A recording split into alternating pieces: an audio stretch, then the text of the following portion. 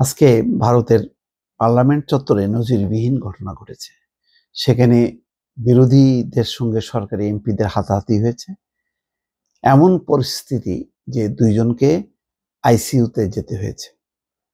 তবে দুঃখ লাগে যে এরা এই যে মারামারি কাটাকাটি করে নিজেদের বেলায়, কিন্তু বাংলাদেশের প্রসঙ্গ আসলে সব এক হয়ে যায়।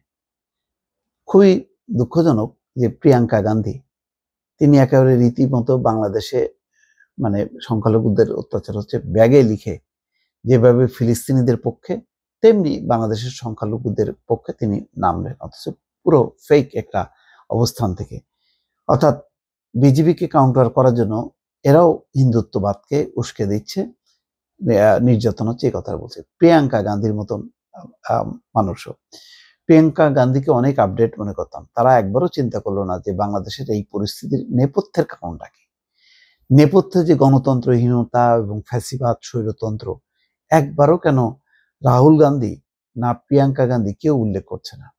অন্তত মেজর দুটি পার্টি বিজেপি এবং কংগ্রেস তারা একটা, এবং মোটামুটি দুইজনের সম্মতি নিয়েই শেখ হাসিনা এখন খুব চমৎকার ভাবে দিল্লিতে অবস্থান করে তিনি জুম মিটিং করতেছেন বিভিন্ন জায়গায় এবং উত্তেজনা ছড়াচ্ছেন।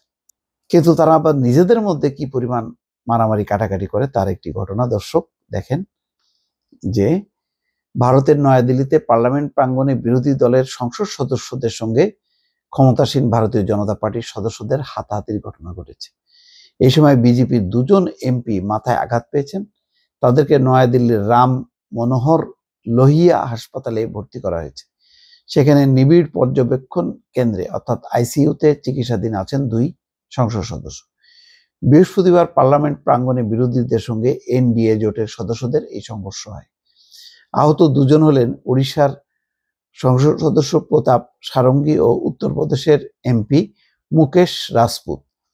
রামমোহন লোহিয়া হাসপাতালের মেডিকেল সুপারিনটেন্ডেন্ট অজয় শুক্লা বলেছেন, সারঙ্গীর প্রচুর রক্তক্ষরণ হচ্ছিল, তার কপালে গভীরভাবে কেটে গেছে, সেখানে সেলাই দিতে হয়েছে। হাসপাতালে আনার সময় তার রক্তচাপ অনেক বেশি ছিল।